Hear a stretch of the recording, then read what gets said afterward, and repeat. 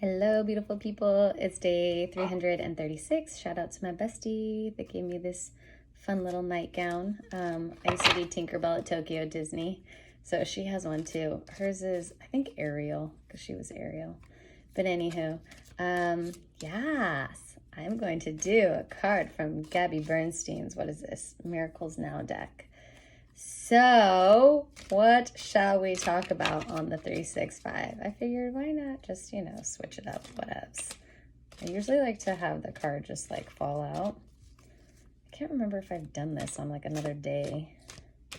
Honestly, don't remember. They all start to blur together after a while. That's actually the little spirit chunky letter. Okay, universe, give us a card. Oh, let's see what we got. I can release ancient pain simply by feeling it. Love it. So I can release ancient pain simply by feeling it. It's funny because as I read ancient, it actually makes me think of ancestral, which that has been coming up a lot for just the world because there is so much ancestral programming and it is so true. So the way to actually transmute our pain is to lean into it and to actually feel it. And that's a huge part of shadow work. And it always starts with awareness first. And in our awareness of it, we then get to choose differently. Because if you don't even realize what you're doing or what your pain is, it has you in a place of just literally in the dark. And that's what we do with shadow work, is we literally bring the light into the dark. And sometimes, and I will say this, and this may seem very, I don't know, I guess as a surprise to some people, because I'm a very, for the most part, happy, positive person. And yet some of my favorite coaching is going into the darkest places. And dark not meaning bad, guys. It's not bad, okay? And it doesn't mean you're any better if you feel okay going to those areas. I feel very powerful holding space for people with very traumatic experiences. And, I've had a lot of different things happen in my own life, and mainly things around me. Honestly, I'll be real, not so much to me. Some things like I've kind of been in, but it's mainly happened to people around me, like in my immediate family, that I have gotten to really be present with certain things, and also parts of my ancestry, to be honest. So that's why I feel very confident, because I'm not uncomfortable. I feel very comfortable in those spaces, because the other thing is, I always know that the shadow it's there for us to bring the light to. And every breakdown, like I've said a bajillion times in this 365, every breakdown is for the breakthrough. And when you can keep your eye on the light on the other side and understand that it's for you, all you can gain is gifts and learning.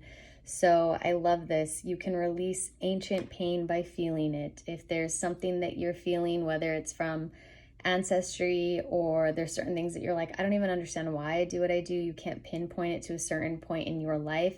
If you're into past lives, maybe it happened in a past life. Maybe it's something, again, from your grandmother, or your great-grandmother. And epigenetics, there's a lot of work around, the grandmother effect, which is basically how when our grandmothers or great-grandmothers were feeling in the world, whether it was through their families, their environments, what's going on in the world, all the things, it has an impact on the baby in her womb when she's pregnant, and it has an impact all the way to the grandchild. So it's called the grandmother effect. So yeah, awareness. And one of the greatest things is we bring awareness to that pain. Allow yourself to feel all the feels. Honestly, the deeper the feeling, the greater the healing. The deeper the feeling, the greater the healing. So again, it's never about pushing our feelings under or like hiding them or ignoring them. We want to love on them. Bring them in and really giving it a good look. And there's a lot of other things that can go into that. And maybe I'll do something with shadow work on one of these days. But it's about finding the lessons and the learning, and we actually transmute it and integrate it into our body by giving it love. And it actually shifts our experience in our past, so that we experience it differently now. And it's one way you can kind of think about it. And again, I can maybe dive in deeper on another 365.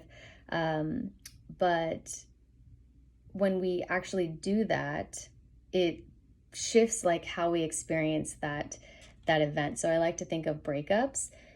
When you're in a breakup, it's never fun. It hurts. It can be icky, all the things.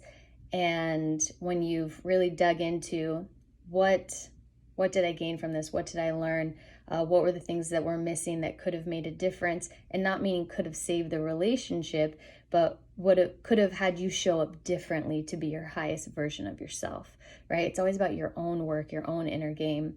And then we can move forward, and in our other relationships, and maybe not even intimate ones, but just who we work with and our friends, we gain access to a new level of ourselves because we realize, hey, yeah, this was missing, and or this is what I gained, and I grew this strength from this.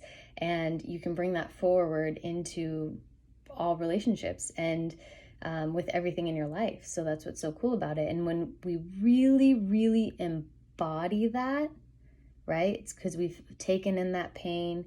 We've really looked at what was from that situation as a gift to us, which happened for us. And it totally flips it, because when we look back, it will no longer be a source of pain. When we look back, that was one of my greatest learning experiences.